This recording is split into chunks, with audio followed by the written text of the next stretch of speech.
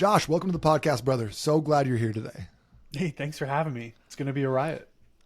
I think so. I'm really excited. I've been really looking forward to diving into some more of the gut health, talking through a little bit of like what are the main problems we're seeing right now in the United States with people's guts, how it's impacting our health, and how avoiding looking at this and just trying to focus in on like calories in versus calories out is kind of like affecting us negatively. But before we jump into like some of this intense stuff, can you just give us a little bit of background, who you are and how you came to be an expert in this arena? Absolutely. It's really a funny story. As we were talking off air, it's very pain to purpose. My first career, I wanted to be a paramedic, and I graduated school, and I started when I was about 19 years old. And I was out driving the ambulance, picking up people who were dying and making sure they didn't die till they were out of my care at the hospital. But I realized very quickly, I'll tell you, Nate, I worked in a small town, very rural, and a lot of people, we picked them up for the same things, weekend after weekend, same diseases, same conditions. They get better, go to the hospital, or they get worse rather, they go to the hospital, they get more of the same medication, or they get a new medication for the same condition, but no one actually got better. They never really recovered. And that was this pattern I saw till I stopped picking these same people up because they were just dead. And what I realized very quickly is that our system is a sick care based system, right? By no means is it healthcare. We're actually managing symptoms of disease rather than getting to the root cause. And I'll throw this analogy at you. Imagine, Nate, you step on a nail, right? And it goes through your foot. And you go over to your doctor and he goes, whew, Nate, I know that hurts. It's bleeding. That nail looks real bad. But here's what I'm going to do. It's just part of your body now. There's nothing I can do to help you, but I'm going to give you numbing cream. I want you to put it on every day for the rest of your life, and it should manage the pain. If it doesn't, we can cut off your foot. How nuts would that conversation be? But then take it another step further. You go all these years of your life perfectly healthy. One day you get sick, whether it's a bowel disease or a skin condition or a heart condition, whatever it is, you get sick and your doctor goes, yep, it's just genetic. There's nothing we can do about this, but here's a medication to manage the symptom. And if it doesn't work, we have a surgery. We can just cut the organ out. Why is this conversation not just as insane to us? And this is really when my paradigm started to shift. And I'll skip ahead here so I'm not rambling too much. When I was in my early 20s, I left paramedics and I became a personal trainer. This was my first glimpse into watching the body heal itself. One of my first clients came to see me named Lynn, 57 years old. Her breakfast was 17 pills and a shot of insulin. She had 9 pills and insulin for bedtime. She was on the disability list, had high blood pressure, CPAP machine to sleep, the works. She was also type 2 diabetic, just to add more insult to injury. 2 years time, Nate, we started working with her. Basic diet, nutrition, exercise, lifestyle. And at age 59, she was off all but 2 medications, strictly due to a gastric bypass surgery she had done. So she was off her medication, no longer on CPAP, no longer in disability. And here she is at 59, entered her into her first powerlifting competition, and she broke a Canadian world record. From 26 pills and disability to breaking records in 2 years. And this is my first glimpse to go, it's never too late. Your body can always heal. She's 59 and your body can always heal. And that was my first thing, my first indication to say there's more to this. So I went back to school, became a nutritionist, started diving in, and now I specialize in gut diseases. Wow, that's powerful. Amazing. But it's crazy when you think about like the fact that you're picking the same people up in the ambulance all the time, and honestly, you're just banging the cash register, right? You're just billing insurance. And where's the incentive for us to switch? People are making money off of people's sickness. They're not making money off of people wellness. They are not. There's no money in wellness. A patient cured, I'll tell you, a patient cured is a customer lost. Here's what I will tell you. North America, as a collective whole, so let's just say Canada, US, we'll nix Mexico, but Canada, US, we're less than 5% of the global population. We are almost 70% of the global pharmaceutical profits. Tell me how that makes sense. When 5% makes up 70% of the revenue, we know we're in a sick care, medical, industrial, complex-based system. And I mean, I could honestly see those numbers. If it was, we had the healthiest population, people were radically changing their lifestyles, but we're getting fatter and sicker and more disease ridden than ever before. We're at a 60% overweight and obesity number right now in the United States, at least. See, we got this big brag, like people are living longer and thriving more with cancer. Great. But on the other side of that spectrum, more people are getting cancer than ever before, especially at Mhm. younger ages. So we flip the narrative to make it sound really nice, but life expectancy has actually gone down by 2 years. So people are That's getting for the first sicker time in like in like hundreds of years also, right? the first time. Yeah. Mhm. So all this money, we're spending about 4.7 to 4.8 trillion with a T, trillion dollars a year. And we're getting sicker and fatter and more diseased and more dependent. And now here we are, where 5% is 70% of the profit. We should maybe if we spent more, that might work. Let's just tax us a little harder. I think that's the secret Yeah. sauce. That might be that's it. That's it. We solved it. We figured it out. But I love your story because I love that you were on like the backside of healthcare, of like picking up people who were already sick, suffering, had heart attacks, strokes, whatever else. And then you switched to being kind of on the front lines of preventative healthcare, which is what I consider like personal training and nutritionists, where you are 100%. actually like the first line of defense against people ending up in those situations. And you're able to see the difference in what it looks like to treat like an existing disease versus work on preventing those diseases and, like kind of having more of a holistic approach. 100%. I like to say I went from a reactive healthcare to a proactive healthcare. That's a And way better way than what I was saying. Yeah. oh, you're grand. I've been saying it a lot longer than you. A lot more practice. But that's the idea, is we're in a system that profits immensely. And here's the thing, it's not always doctors' faults. Pharmaceutical companies pay for anywhere from 25 to 50% of the medical education, schools, curriculums, funding that they need. They build wings, they fund the research, they put the billions of dollars into research to publish studies that the doctors then learn about, which they then take into practice. So the system is corrupt from the very roots of it.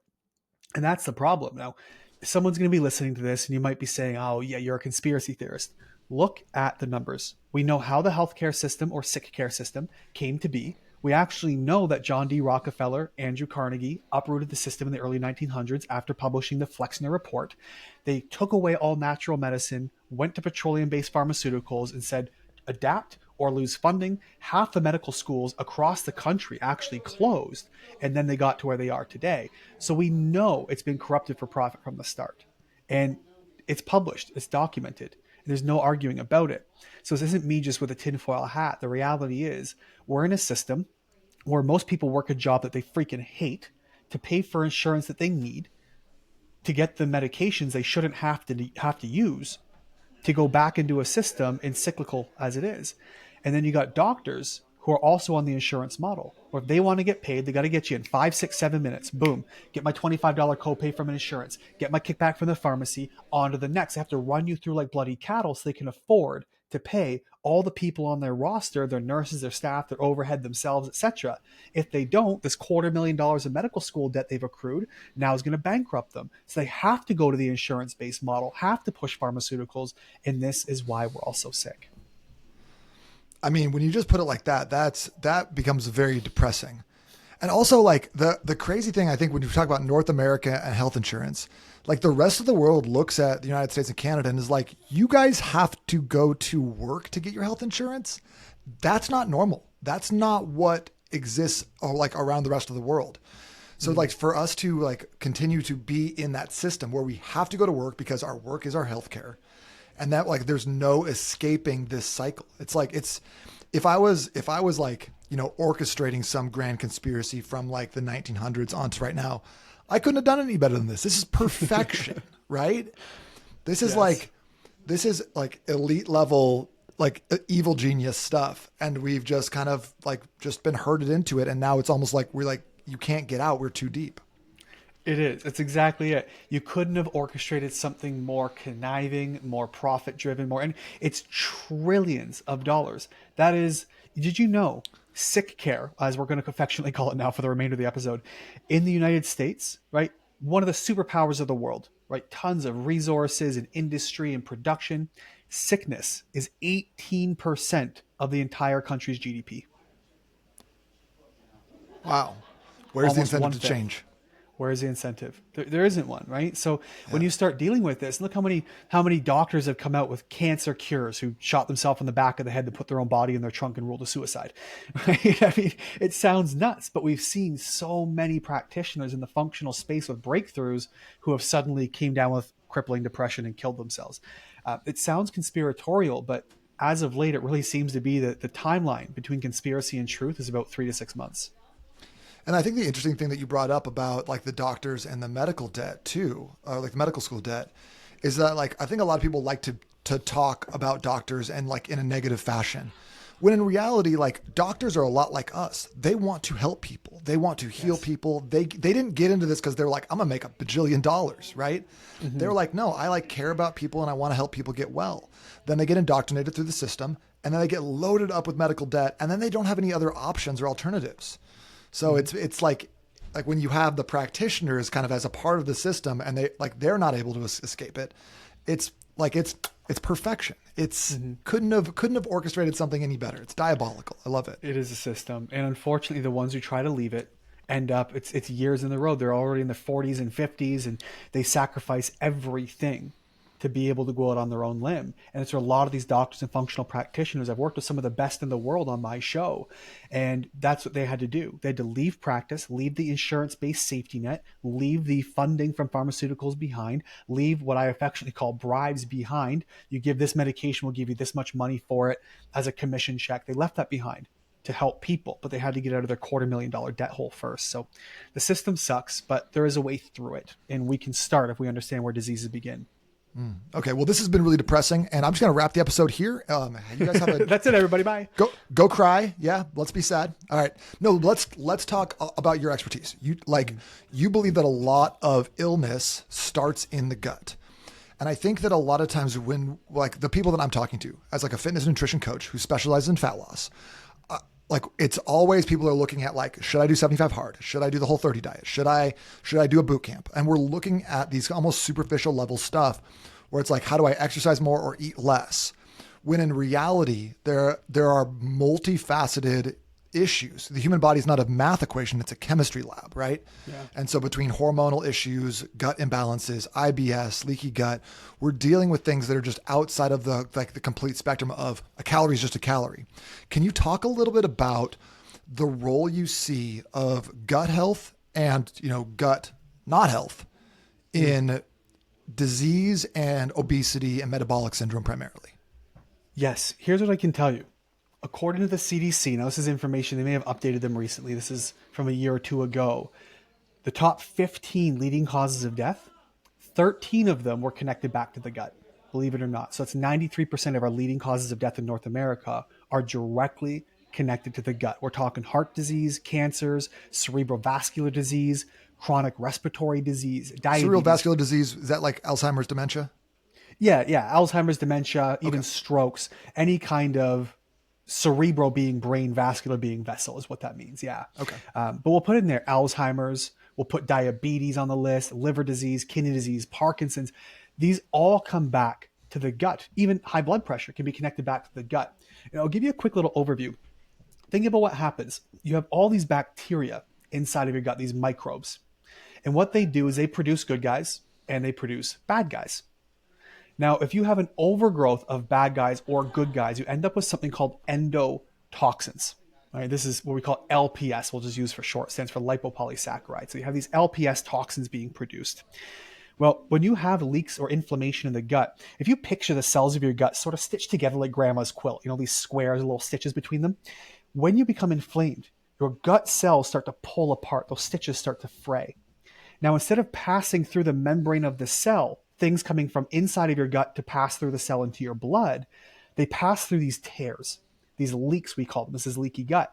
And they just pass through without being checked. So toxins get into your blood, they circulate around your body. What ends up happening is these toxins circulating create an inflammatory response. They land in your joints, it creates inflammation, you have arthritis. They land in your vascular tissue, you now have inflammation. In your body, a lot of the time will also produce more cholesterol to bind to these toxins, to neutralize them.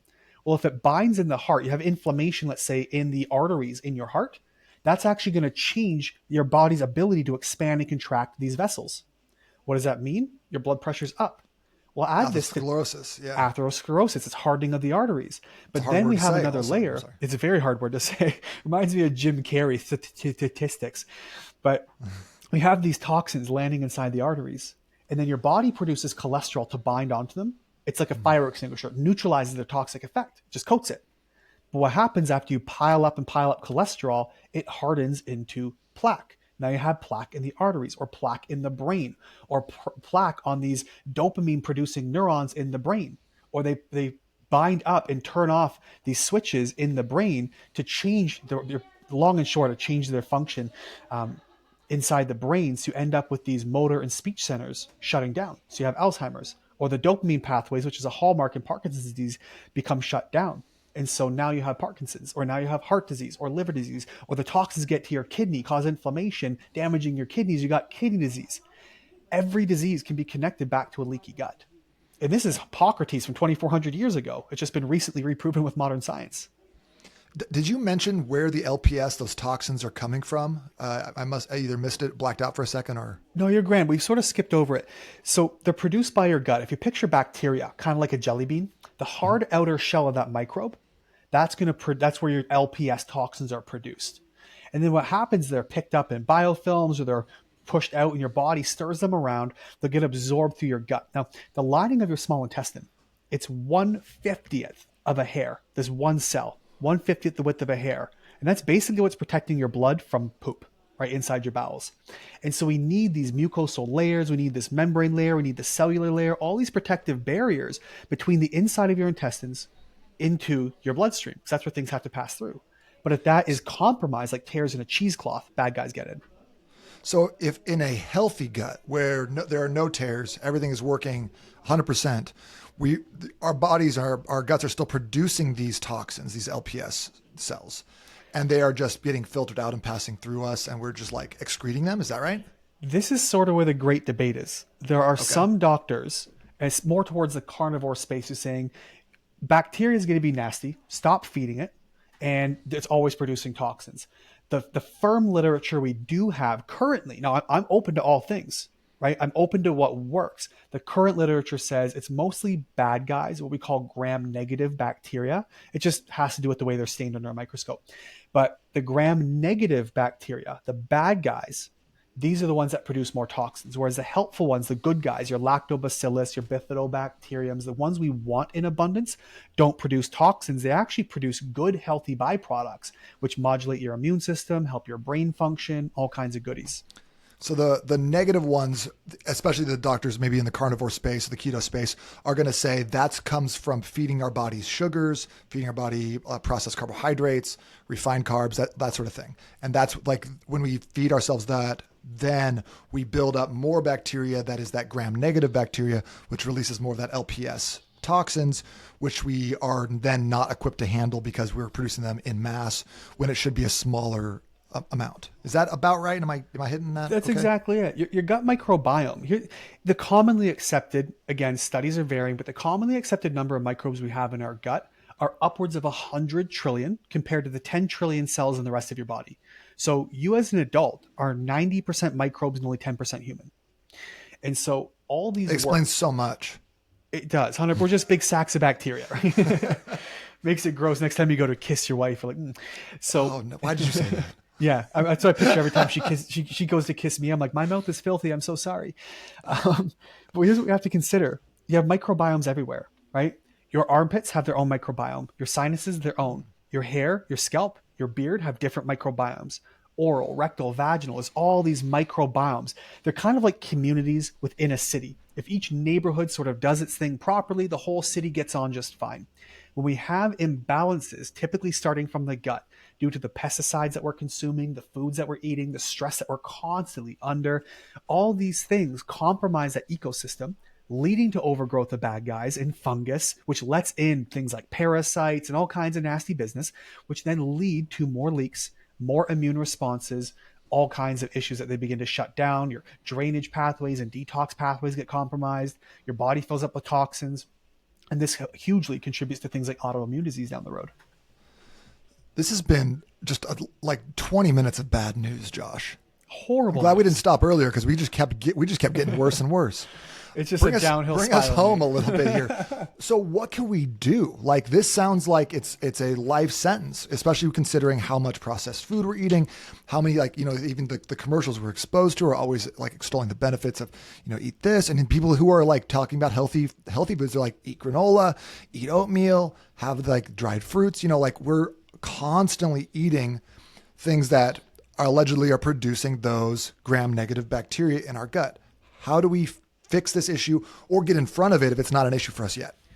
Man, this is a topic that has been so watered down and so complicated, and by experts doing amazing work. But I think it's kind of like a game of telephone. As it starts at the top, it's like, I bought a new hammock. By the time it gets down to the bottom end, it's grandma wants another banana sandwich. And nobody really knows what the true information is. And so what I look at is, let's simplify things, because you got some people, oats have phytic acid and it's an anti-nutrient, and this food's bad for you, but spinach is good. No, spinach is oxalates, it's bad.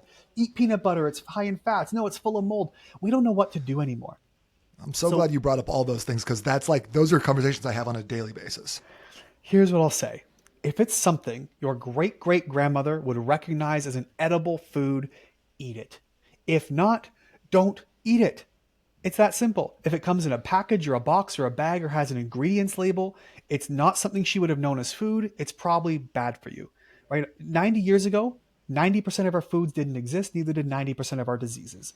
It's not rocket science. I just think we're so conditioned in our world to look for what's sexy. Oh, I want the pill. I want the powder. I want the new supplement, the new formula. You know what? Go eat a steak. It's been around since the beginning of time, probably for as long, if not longer, than humans have been around. Go eat some fatty red meat. That's all we really need. Now, it can be that easy. Now, I don't necessarily subscribe to a carnivore diet. I am anti-vegan diet, though, to be clear. But I don't subscribe Good, you're in to the one right place. spectrum. 100%. I do believe that humans are meant to eat animals primarily. Secondarily to that, any kind of fruits, mostly. Vegetables, most of what we have in the grocery store is unnatural anyway. But fruits, what grows on trees, what's natural in the bushes and fields, that's stuff we would have gotten in small amounts. Honey, you would have found some once in a while. But primarily meat. It's only been about 15,000 years that we've really been domesticating animals for milk, for example. Right? So in the grand scheme of human history, we've been eating meat for about 95% of it. The rest of it, where we've all gotten fat, sick, and dying, has been everything else. So it's that simple. Cut the foods that aren't real foods, eat foods that are real foods. And we can go into what I call my 5R process to simplify this as well. Yeah. If you could simplify this down a little bit more, even that would be amazing. Yeah, I'd love to. So here's what we do. There's basically 5 R's to getting well and reversing gut disease. And now this applies to everything. So for you listening, this is IBS. This is non-diagnosed bloat, general gut discomfort, all the way to Crohn's colitis, where I specialize in IBS and Crohn's colitis, which are allegedly, I'll say, autoimmune diseases, but the whole world is wrong about it, and I'll tell you why. But here's what we want to do. Yes. It's a big, bold statement, and I will back that up. There are Loving it. 5 R's we want to go through. The first one is to remove the problem. If that's a food, remove it. If it's a toxin in your home, like mold, 70% of US homes have mold toxins, remove it. If it's high stress levels, remove or learn to manage it. You're not sleeping well, remove the problem of not sleeping well, practice sleep hygiene, right? So we got to remove whatever's working against you. The second is to replenish basic nutrients. A lot of us are void of nutrients. A multivitamin, high quality, because you get what you pay for, methylated vitamins, trace mineral supplements, those are all going to be really good for you. So just replenish. You just need basics, vitamin and mineral blends. Done. The next is going to be rebuilding your microbiome. This may look like introducing probiotics. It may not. It might be a matter of actually getting rid of overgrowth of fungus and candida, for example, by going more to an animal-based, lower carb diet till you can get rid of some of that junk. But consider it a rebalancing and building of the microbiome, right? Because that ecosystem, you can have some bad guys. Candida is normal. We need it. It's actually good for us. It's when it's overgrown, it's a problem. We have E. coli in our gut. It's when it's overgrown, it's a problem. So we want to remove the problem, replenish our nutrients, rebuild the microbiome. And this is where we also want to repair the tissues. This is our leaky gut. We have to soothe and cool and seal and heal. Once that leaky gut becomes sealed up, your immune system chills out, the arthritis goes away, the cell danger responses, which contribute to anxiety and things as well, go away. Then the last, rejuvenate your immune system. For most people, it can be as simple as going barefoot in the grass, getting fresh air and sunshine, because indoor air, according to the EPA, is a top 5 pollutant for human beings.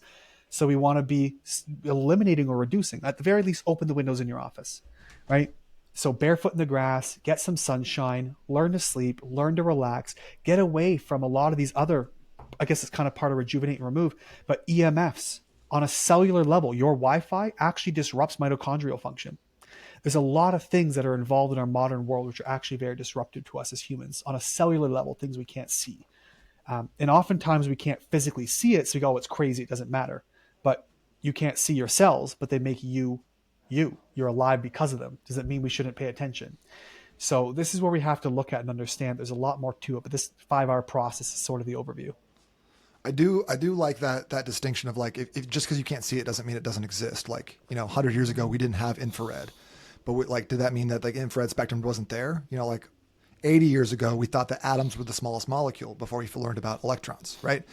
So like I still believe like there's way more out there than we're even able to perceive right now, like spectrums of light, different things like, and to think otherwise is complete, absolute hubris to me. So I would love to hear a little more about what's that? I was going to jump left for you, Nate. Here's what I can say. Do you know happy tears and sad tears have different chemical compositions? Interesting. They do. I didn't know that. Your body produces different chemicals or different even toxins sometimes based on the quality of your tear, based on your emotion. From the work of Dr. Bruce Lipton, we know that your cells, your body, and your genetics or epigenetics, they respond to the words we speak. This is why affirmations actually matter. You can tell there are actually better chemicals and molecules released by the body. There are better hormone production, better detox pathways, everything in a positive, safe environment. Now, it's not just the chemicals of, I'm stressed, so my gut shut down, I'm full of cortisol. There is on a microscopic level that we can't even really realize. There was another thing they had done a study, and I hope I'm not butchering this, but Dr. Lipton had talked about this on my show. But what happens, they took cells. I don't know if they were atoms from the same thing or cells from the same human. But anyways, they moved them 300 miles apart.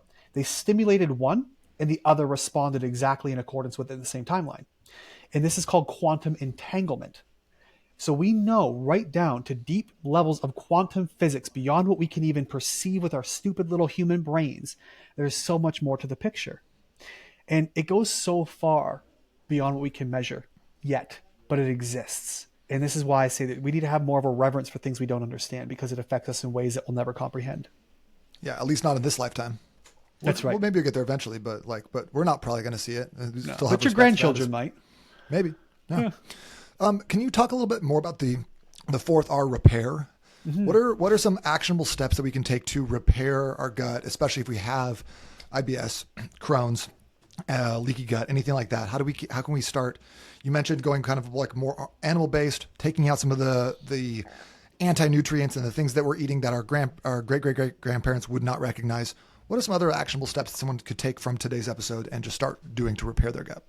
That's a really good question. There's a lot to it, but the thing is, you can't empty the bathtub till you turn off the tap, right? So that first thing, just stop messing with your gut. Stop putting bad things into there, right? That should be easy. I think we can all agree on that one. And I think a lot of people who are listening are probably on that step or have done that step, and they're like, okay, I've taken out a lot of the negative things. Most people listening to this are not like crushing McDonald's on a regular basis. Good. Well, here's what I can say then. If you're still having ongoing issues, your gut's not repaired itself, I'm going to list a bunch of great little supplements you can consider.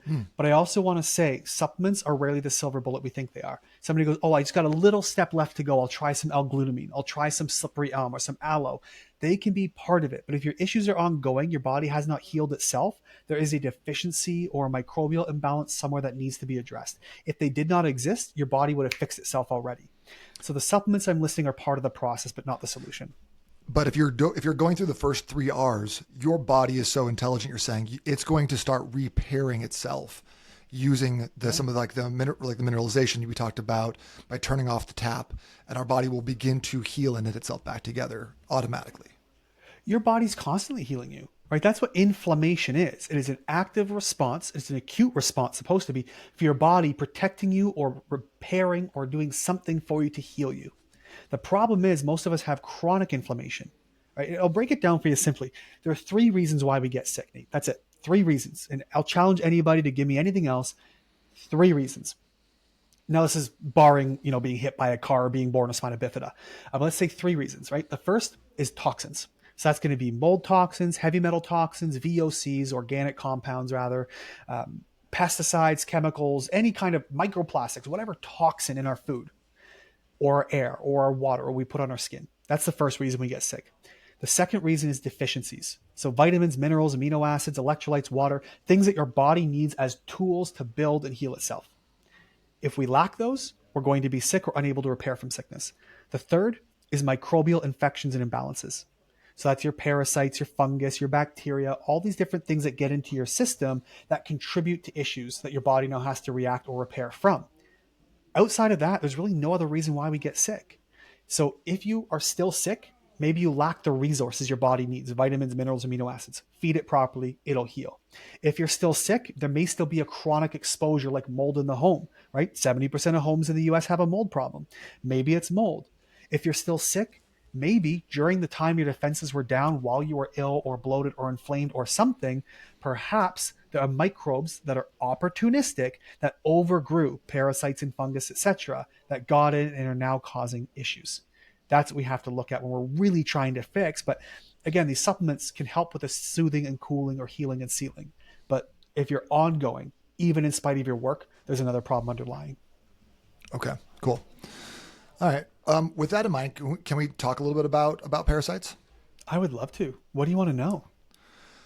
You mentioned earlier off the call that like you said that if you're alive, you've got parasites. That's right. Something along those lines. You probably said it better than that, but it was basically if you got a pulse, you got parasites. Yeah.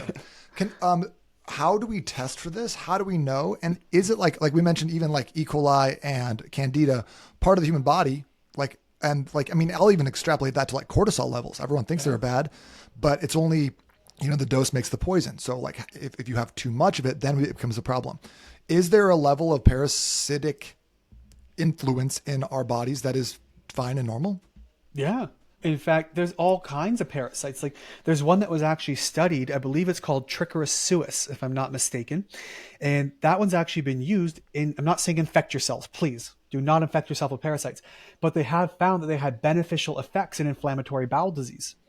So we know your body works with symbiosis. Mold is bad for you, but your body can work with mold. It's in the dirt. It's in our environment. It's part of nature. It's these imbalances where we've thrown off the ecosystem like a grain of sand in an engine starts to wear things down over time. And that's what we have to consider. There's about 1 million types of parasites worldwide, approximately 1,400 that'll infect humans. There's different types of parasites as well, right? We have these single-celled parasites called protozoa. There are helminths or worms. You can have ectoparasites, which are like external parasites. There's all kinds of things that can get into our body. The problem is if you have an infectious parasite that maybe shouldn't be there, or you have overgrowths like liver flukes, really nasty. They can physically block up your bile ducts, these tubes in your liver. So maybe fatty foods cause you issues, nausea or diarrhea. You have oily, floaty, greasy stools.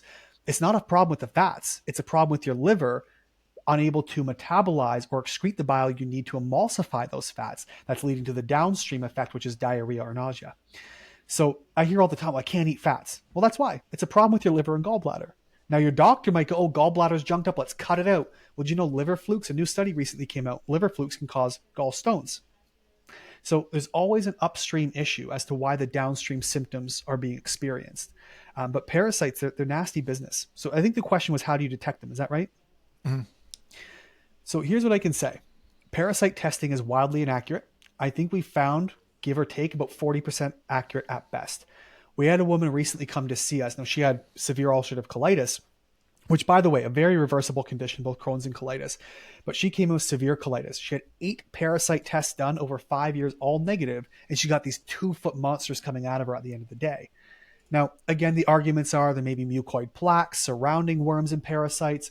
Well, we're not dissecting them, but they all respond to parasite protocols. So let's say they're parasites, right? Before they were in there for forever. And I'm talking some people passing 30 plus worms. I had a 15-year-old boy pass a 36-inch worm. Actually, his mom, I got a picture. His mom picked it up with chopsticks. So they exist in there. How do we detect for them if you can't get them in stool? Sometimes you can. They're looking for live ovum or worms or eggs or something. So that's one facet. The other is symptomatology. How does your body actually respond? Now, you might think stool is easy to get. It's not. They're looking for live things. Parasites assimilate their own DNA with about 30 minutes of being excreted. They produce enzymes that break themselves down. They burrow and hide in other parts that are not just your bowels. They may not come out in your stool at all. So you have to consider, do you have pain when you press on your liver or gallbladder or appendix? Maybe you got back pain. Certain types of parasites that just won't go away, right? You've seen a chiropractor, physio, it won't go away. They can actually get through the gut lining, slice it up, and burrow into the lower back muscles or the hips. Rectal or vaginal itching. Symptoms of your gut that are maybe cyclical, like 1 week out of a month, which is really bad, or seasonal, or they're in line with your menstrual cycle, or the full moon. These can be parasitic infections. Unexplained high levels of cholesterol, liver enzymes, maybe anemia, because parasites can eat iron for food, psoriasis or eczema, trouble sleeping, grinding your teeth in your sleep, drooling in your sleep, waking up in the middle of the night. There's dozens of, I actually have a list of about 55 symptoms I run my clients through to see if they have parasites. But these are some of the basics. There's a lot of symptoms they can create. And this is where you have to understand that working with a practitioner who gets parasites is really where you want to go. And I will put a caveat to this one, Nate, not to drone on too long. Do not try these on your own. Work with a specialist who understands parasites, because if you agitate them and you don't properly fully kill, we're talking 3 to 6 months for most people to get rid of parasites properly. And there's prep stages to do. A $25 or $100 kit on Amazon will not do it. It has to be done properly. Otherwise, you run the risk of them burrowing deeper due to agitation. And then 10 years down the road, they're in your brain, you got brain cancer. So be very careful when dealing with parasites. Interesting. Okay. Because I've seen that like some of the tests don't seem that reliable. And it seems like a lot of the cleanses, especially things that you see people promoting, are like, suspicious at best. And I wasn't sure like if that was something even worth doing, or if there was like obviously not a one size fits all, but you Right. add in some diatomaceous earth or something along those lines that's going to help facilitate like the expulsion of the majority of parasites. So that's really interesting. Yeah, there's a lot of layers to it, but I'd say find a specialist. I could list a bunch of anti-parasitic things. You could also easily Google them. I just don't want to be responsible for someone hurting themselves. That's totally fair. Well, Josh, this has been incredibly depressing. So bad. No, no, but this is fascinating stuff. And I think it's really important that we realize that like if I could just bring it back to kind of like the thing that a lot of people are listening for is like, I always tell people I want to help you get leaner and live longer. Mm-hmm. And if we could take it back to just that as a goal, gut health plays a massive important part. And just looking at how to repair and rebuild our gut, it falls in line with a lot of the things that we already know. Eating single ingredient foods, eating whole foods, making sure that the majority of our foods are not dehydrated carbohydrates, high in sugar, different things like that. And then that's not just for, reducing this little like pooch that we have.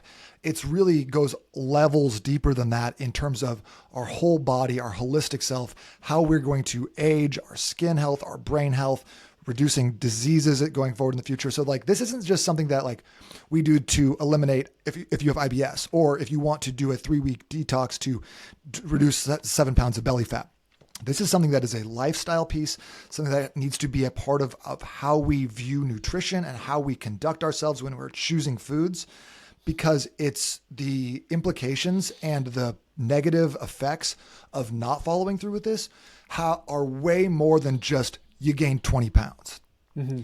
So I appreciate you bringing a lot of knowledge and a lot of like weight to this conversation beyond just I want to get ready for bathing suit season. Absolutely. It's a pleasure to do it because, like you said, it's so many levels and so many layers and everything we do. And here's what I like to say, because I know we're wrapping up the conversation here, Nate. And what I will say, for those of you dealing with a health condition, do not take a diagnosis lying down. Your diagnosis means nothing. It doesn't. What your doctor does, they look for these dysfunctions, which again, we know there are layers that make dysfunction. These are called symptoms. Once you meet enough criteria, they check the boxes and say, this is all your symptoms. Therefore, you have this condition. Therefore, here's the drugs I give you in this order. Check, check. It's a cookbook medicine. The problem is, if you're in the gray area, how many of you listening right now have gone to your doctor? They go, well, try an antidepressant. It's probably just all in your head, or we don't know what's wrong with you. It's nothing. Your symptoms tell a story, but if you don't fix the box, or check the box rather, if you don't fit the box is what I'm trying to say, then they do nothing, or they don't know what to do. So tracing your symptoms back is everything. And I know I touched on this briefly, but even Crohn's and colitis conclusively worldwide have been accepted as autoimmune, genetic, idiopathic, meaning unknown cause conditions. Let me break this for you really quick, Nate. It takes about 90 seconds if you got the time. I did want to hear a little bit about your take on autoimmunes. Yes. Sure. So here's my thought. And I'm talking, we've reversed hundreds of cases fully, not just like off medications, not just feeling better. I mean, years off the road now after decades of issues, off medications. Here's why. Number one, they say it's a genetic condition. Well, did you know that only 24 to 28% of all cases of bowel disease have any kind of family history? And there's genetics implicated, if you actually test them, only about 25 or less percent of the time, some 5%, depending on the most popular genes. On top of that, your genes don't work in a vacuum. They're influenced by those three reasons we get sick: toxins, nutrients, microbes, your environment, stress, sleep, your family. All these things influence your genetic expression, which turns up and down like a volume knob. Now, if you have any condition your doctor's told you it's genetic, the same rules apply. It's not just about bowel disease. The second thing they say is that they say it's genetic, then they say it's idiopathic, meaning unknown cause. So they're going to tell you that we don't know why it's happening. Well, cases have gone up 3,000% in the last 75 years, doubled since the 90s. In the 1950s, there was 15 per 100,000 people in North America who had bowel disease. Today, it's 463, which is shocking. So it can't be genetic. They don't work in a vacuum. It can't be unknown cause, right? And then the third piece of the puzzle, my brain just farted right now, Nate, for some reason. This is literally what I do for a living every single day. And my brain just farted on the third piece. I've been there. Hold Take on. a second. We'll just edit this part out. No, that's It's beautiful. not even a big deal. Genetic, idiopathic. Oh, autoimmune. You were flowing there, bro. So good. I know. And sometimes I get tripped. So I'll start with a nice clean edit. And the third thing they tell you is that it's autoimmune. Well, here's what's even more interesting. And I'm actually working right now on trying to get research done to prove or disprove these theories.